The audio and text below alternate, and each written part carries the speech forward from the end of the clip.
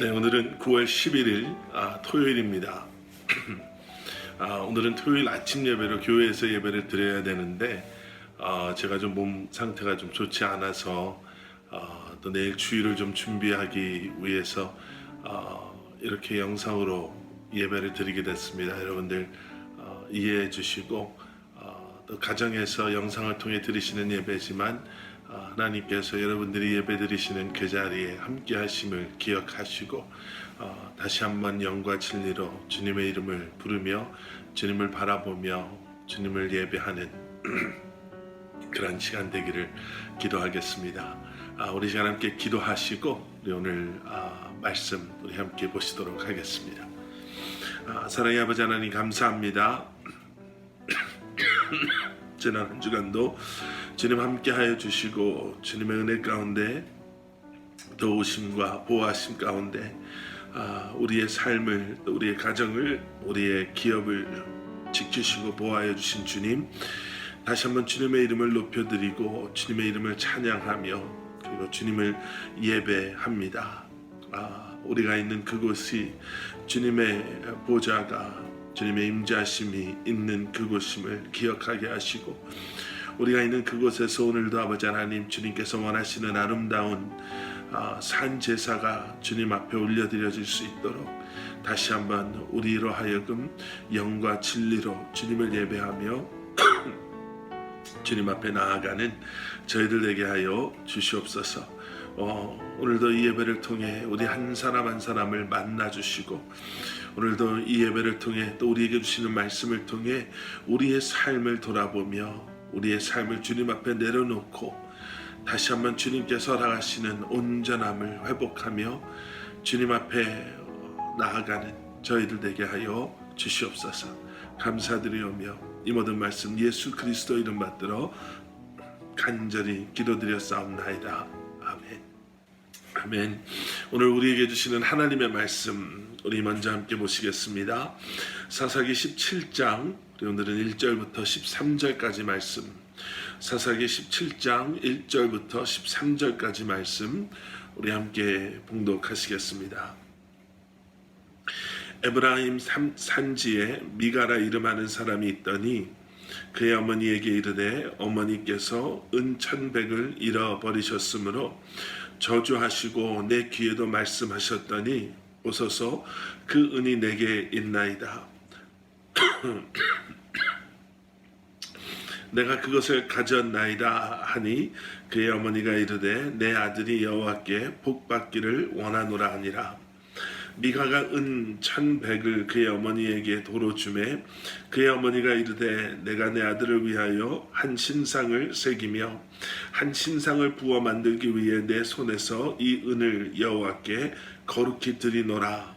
그러므로 내가 이제 이 은을 내게 도로 주리라. 미가가 그 은을 그의 어머니에게 도로 주었으므로 어머니가 그 은 200을 가져다 은장색에게 주어 한 신상을 새기고 한 신상을 부어 만들었더니 그 신상이 미가의 집에 있더라. 그 사람 미가에게 신당이 있으므로 그가 에봇과 드라빔을 만들고 한 아들을 세워 그의 제사장으로 삼았더라.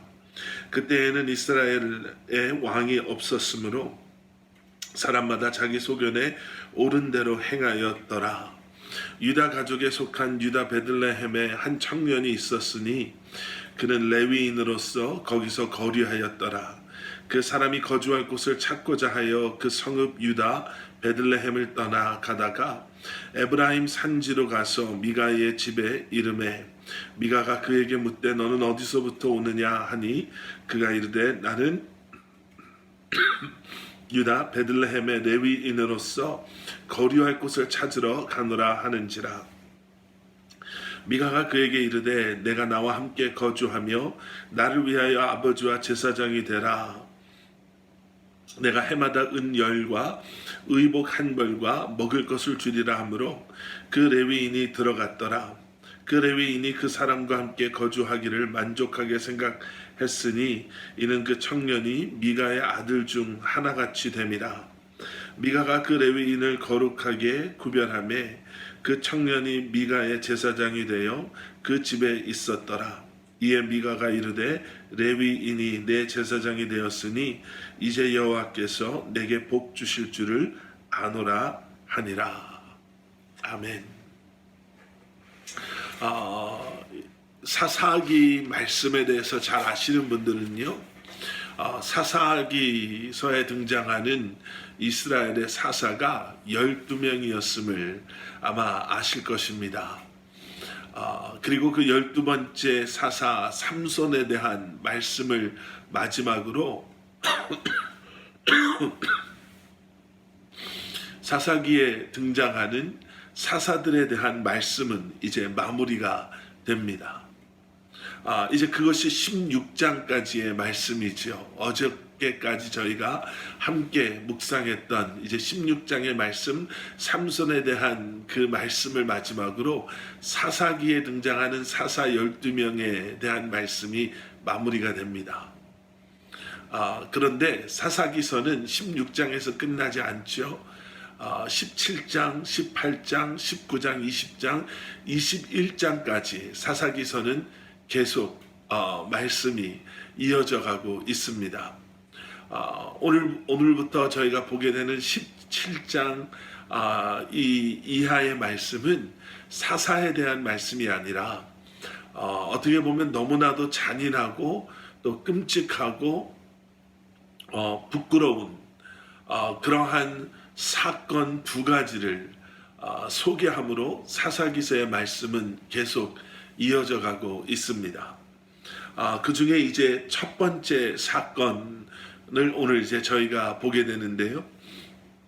17장 1절 오늘 본문 1절에 나와 있는 것처럼 에브라임 산지에 살고 있었던 미가라 하는 이 사람에 대한, 그리고 이 사람을 둘러싼 그러한 말씀이 이제 17장에서 저희가 보게 되는 사사들에 대한 말씀 이후에 등장하는 또 다른 그 당시의 모습을 보여주는 첫 번째 사건입니다. 에브라임 지파에 미가라는 그러한 사람이 있었는데요. 오늘 읽으신 말씀을 좀 요약해 드리면 그가 어머니의 돈을 탐을 냈죠. 아마 그의 어머니는 엄청난 부자였던 것 같습니다. 이 미가라는 사람이요, 자신의 어머니의 은 1,100을 훔칩니다.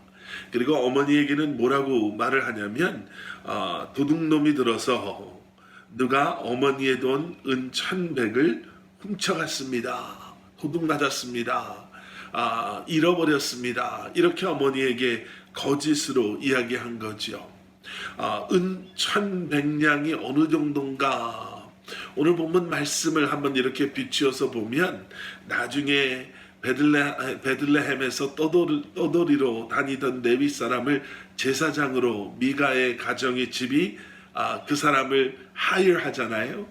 그 사람에게 offer했던 1년치 월급은 아니고요, 1년치 그 사례비가 은 10냥이었다라는 것을 보면 은 1,100냥이면은 그런 제사장이 110년을 일해야만 모을 수 있는 어마어마한 엄청난 돈이었다라는 것을 알 수 있습니다.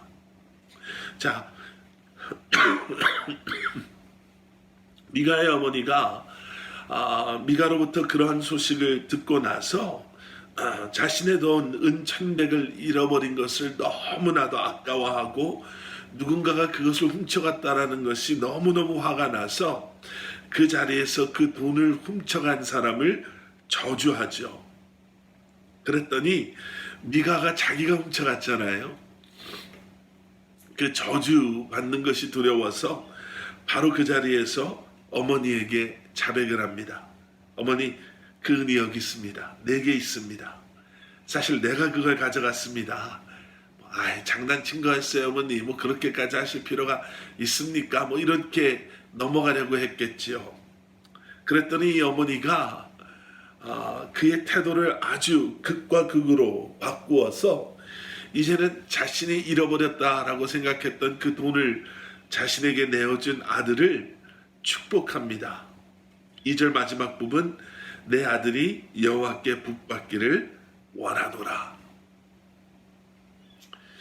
그리고 나서 3절 이하에는요, 너무나도 엉뚱하고 너무나도 이상한 스토리가 전개가 됩니다. 그렇게 자신의 돈을 찾은 미가의 어머니가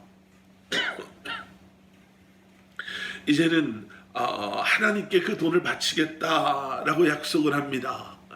하나님께 그 돈을 바치겠다라고 약속을 했지만 무슨 이유였는지 4절 말씀을 보시면 그 돈을 가지고 신상을 만들고요.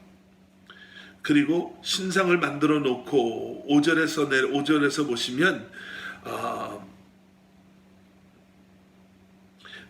에봇을 만들고요. 드라빔을 만들었다라고 기록하고 있습니다. 에봇은 여러분 우리가 말씀 묵상을 통해서 이미 배우고 또 우리가 말씀을 통해서 그것이 무엇인지 보았기 때문에 아실 것입니다. 뭐 제사장의 예복이다라고 생각하시면 될 것 같아요. 그런데 그 에봇과 함께 만든 드라빔은요, 그 당시 가나안 땅에 있었던 그 지방의 우상입니다. 그러니까 지금 미가와 미가의 어머니가 지금 하나님께 약속을 하고 신상을 만들고 제사장의 예복을 만들고 또 가나안 지방에 지금 우상을 만들어 놓고 지금 영적으로 얼마나 혼탁하고 얼마나 지금 혼합적이고 얼마나 하나님께서 미워하고 싫어하는 일을 지금 행하고 있는지 모르는 거예요. 그리고 나서 5절 뒷부분 그리고 7절 이하의 말씀을 보시면 그렇게 모든 것을 다 갖추어 놓고 나서 제사장이 필요했죠. 그래서 베들레헴을 떠나 떠돌아다니고 있는 레위 지파의 어떠한 청년을 우연히 만나게 돼서 그 청년에게 돈을 주고 먹을 것을 주고 옷을 주고 자기네 집의 제사장이 되라고, 제사장으로 일하라고 그 청년을 이제 우리로 말하면 채용하는 겁니다. 이 말씀을 이렇게 쭉 읽으시면서요, 아마 많은 분들이 아니 어떻게 이럴 수가 있지? 어떻게 에브라임 지파 사람이, 아니 그리고 어떻게 베들레헴에서 레위인으로 성장해 왔던 그 청년이 이렇게 말도 안 되는 상황 속에서 돈을 받고 제사장이 되겠다고 나설 수가 있지? 어떻게 에봇을 만드는 그곳에 어떻게 하나님께 이것을 드리겠다라고 약속한 사람들이 이렇게 신상을 만들고 그리고 드라빔이라는 그 지역의 우상을 만들어서 어떻게 그렇게 하나님 앞에 무서운 죄를 범할 수 있지라고 좀 생각되실 수도 있겠는데요. 여러분 오늘 말씀 6절로 한번 돌아가서 보시면 왜 이런 것들이 가능했는지를 설명해 주는 너무나도 분명한 그러한 말씀이 오늘 본문 6절에 나와 있습니다. 한번 찾으셔서 저랑 같이 읽으시면 좋을 것 같은데요. 우리 함께 읽겠습니다. 시작. 그때에는 이스라엘에 왕이 없었으므로 사람마다 자기 소견에 오른 대로 행하였더라. In those days Israel had no king. Everyone did as they saw fit. 자기 눈에 보여지는 대로 옳다라고 생각되어지는 대로 자기 생각에 맞다, 괜찮다, 이 정도야 라고 생각되어지는 대로 마음대로 행했다라는 겁니다. 여러분 그 당시의 모습을 보여주는 것, 그들에게 왕이 없었으므로, 그들이 하나님을 두려워하지 않았으므로, 그들이 하나님의 말씀을 잊어버렸으므로, 그들이 더 이상 하나님의 백성됨을 기억하지 못함으로, 그들이 세상과 타협함으로, 그들이 세상을 더 많이 사랑함으로 이제는 그러한 그들의 눈에 보이는 대로, 그들이 원하는 대로, 그들의 생각대로 그들이 살기 시작했습니다. 바로 그러한 모습이 오늘 본문에 나오는 미가와 그리고 미가의 어머니 그리고 여기에 등장하는 그 레위 사람의 삶의 모습인 것이죠.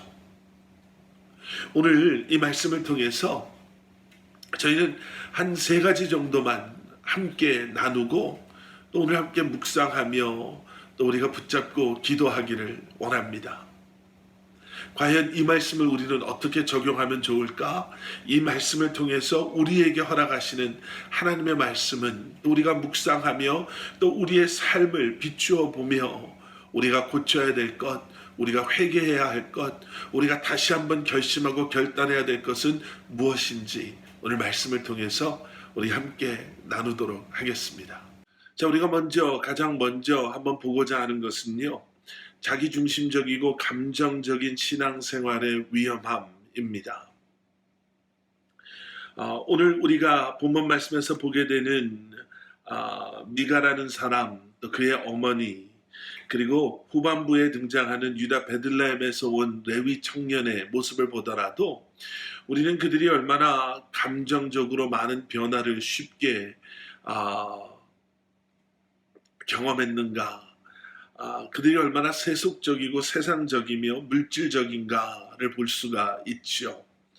눈에 보이는 이익과 손해에 따라서 상대방을 저주했다가도 또 축복하는 물질의 있고 없고에 따라서 그들의 감정의 기복이 얼마나 심했나라는 것을 저희들은 보게 됩니다. 레위 사람으로 부름받았음에도 불구하고 말도 안 되는 상황 속에서 그저 자기에게 자기가 소유할 수 있는 그러한 이익에 따라서 말도 안 되는 곳에서 제사장이 되어버린 그러한 레위 청년도 그렇게 다르지 않습니다.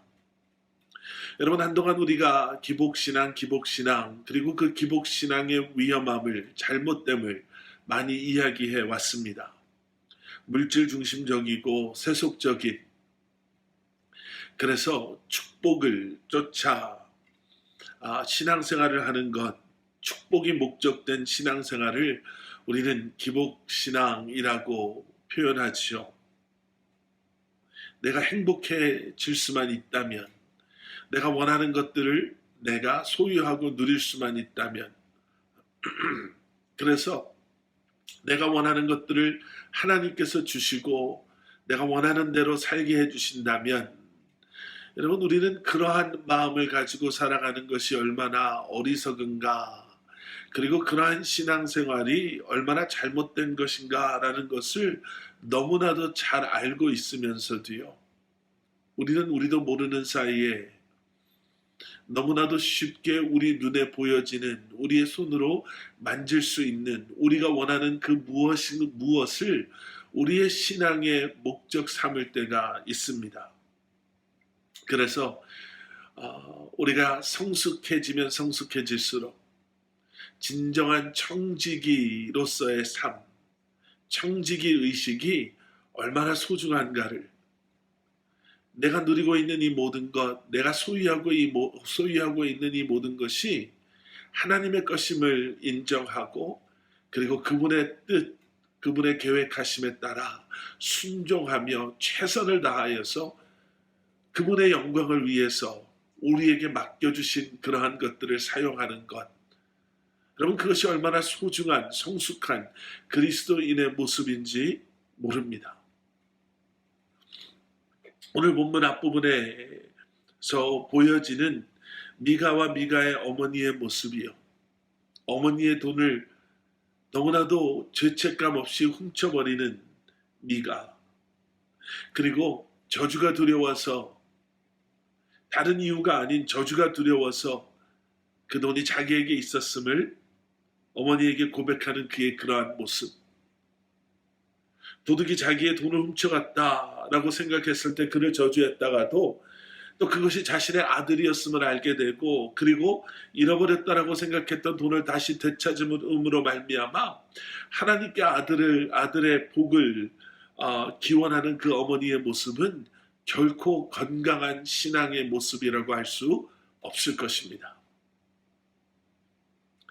두 번째 우리가 짚어보기를 원하는 것은요, 껍데기 신앙의 위험함입니다. 그 은 1,100을 가지고 미가와 미가의 어머니는 그럴듯하게 자신의 집을 신당으로 꾸밉니다. 그 은을 녹여서 신상을 만들고요. 그리고 그것을 가지고 에봇도 만듭니다. 거기에다가 드라빔이라는 가나안의 우상의 그러한 우상도 만들어서 그 안에 예쁘게 장식해 놓죠. 그리고 나중에는 제사장까지 돈을 주고 사와서 미가와 미가의 어머니의 집, 그들이 만들어 놓은 신당은 제법 그럴듯하게 모든 것을 갖추어 놓은 그러한 자리가 되었습니다. 그런데 거기에 빠진 것이 있죠. 거기에는 진리, 하나님의 말씀, 하나님의 영이 계시지 않습니다. 돈이 그렇게 많았으니까 뭔들 못 만들어서 뭔들 못 사다가 갖춰놨겠습니까? 다 갖다 놓은 거지요. 떠돌이 레위 사람까지 이제는 제사장으로 세워놨지만 그것은 껍데기뿐인 신당이요, 껍데기뿐인 화려함일 뿐, 그곳에는 하나님의 영도, 하나님의 말씀도, 진리도 찾아볼 수 없었습니다. 감리교 창시자 존 웨슬레 목사님이 그런 얘기를 했지요. Almost Christian, 거의 그리스도인.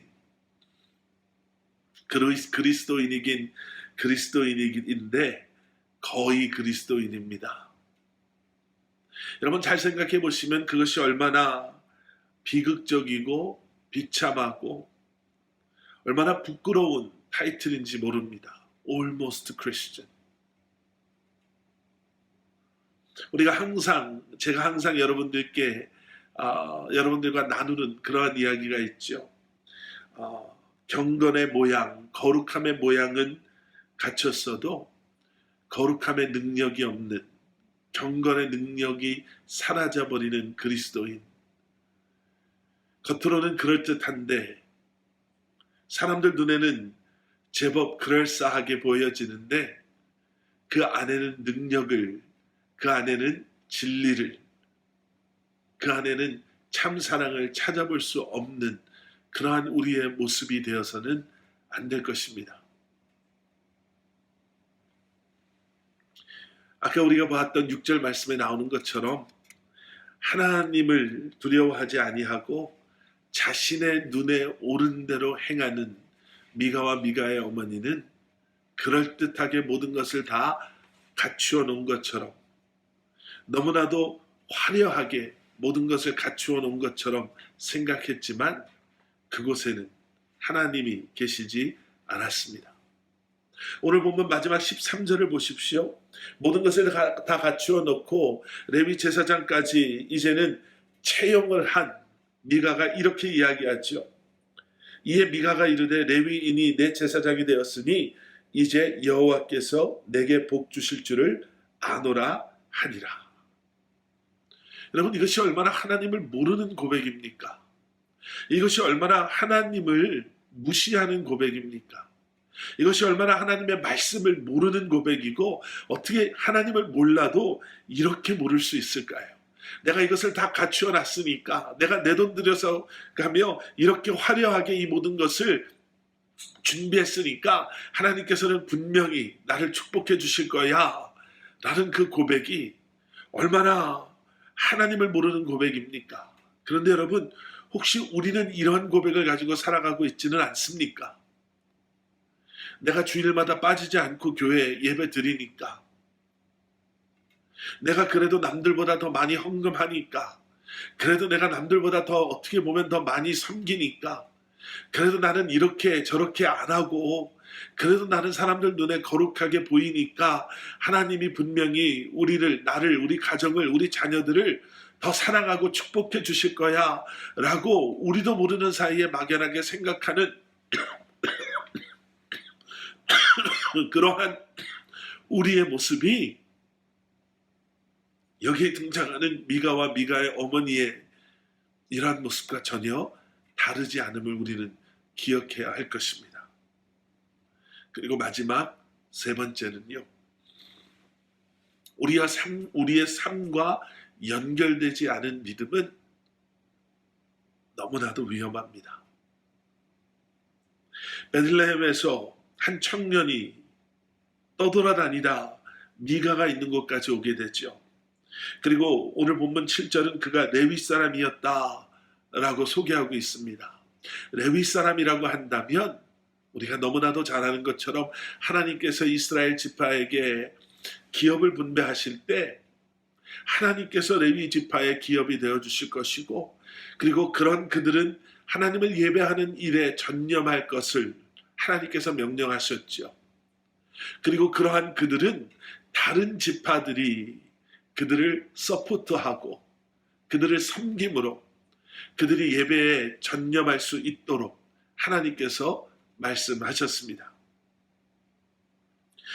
그가 너무나도 힘들고 어려워서 떠돌아다녔다, 거주할 곳이 없었다, 거주할 곳을 찾아 베들레헴을 떠나서 에브라임 산지까지 왔다라고 하는 것을 들여다보면 우리는 그 당시 지금 미가와 미가의 어머니뿐만 아니라 이 레위 청년뿐만 아니라 이스라엘의 모든 백성들이 자신의 본분을 잊어버리고 하나님의 명령을 잊어버리고 그들이 마땅히 해야 될 것들을 하지 않고 있었음을 우리는 알 수 있죠.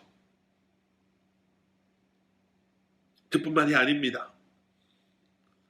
이 레위 청년은 자신에게 허락하신 하나님의, 레위 사람에게 허락하신, 그리고 그러한 그에게 허락하신 하나님의 그 예배자로서의 부르심을 은열량 그리고 의복 한 벌, 먹을 것 하나와 바꿔버립니다.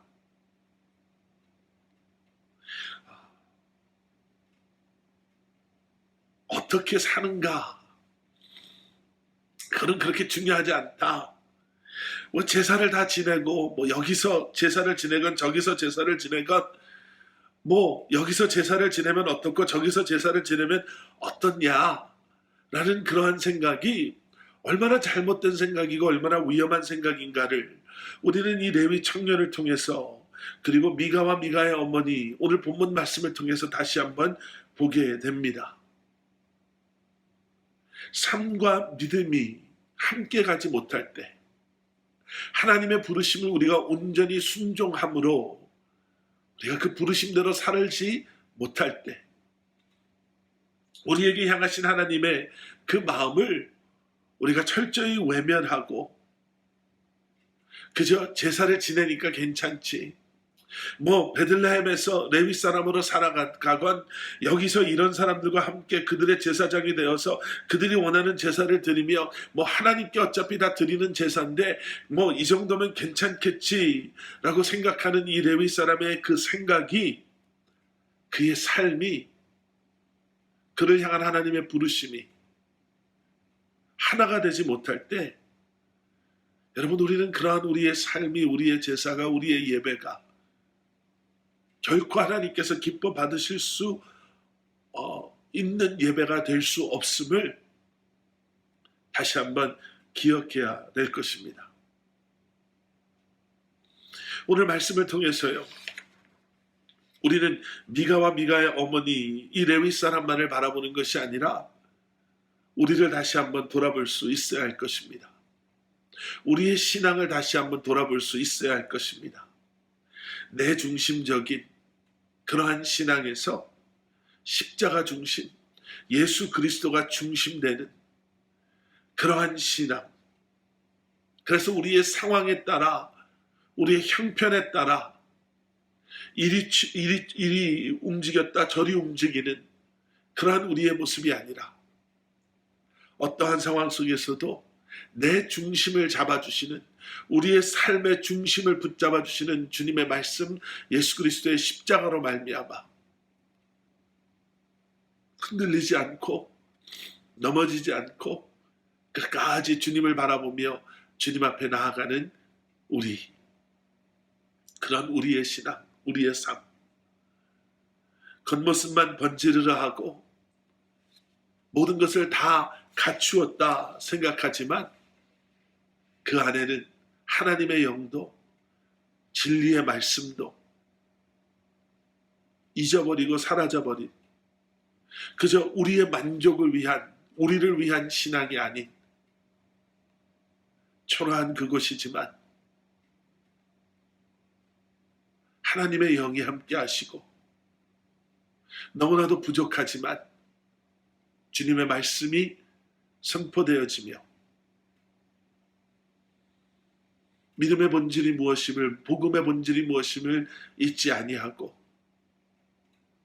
주님의 말씀에 귀 기울이고 복음을 선포하며 주님 앞에 나아가는 저와 여러분, 그리고 우리의 삶과 우리의 신앙이 하나됨으로 말미암아 우리의 삶을 통해 끊임없이 예수 그리스도의 사랑이 이 땅을 향해 흘러들어가고 우리의 삶을 통해 수많은 사람들이 예수 그리스도의 살아계심을 보게 되는 그러한 삶을, 그러한 신앙의 고백을 가지고 살아가시는 저와 여러분들 되시기를 우리 주님의 이름으로 간절히 축원합니다.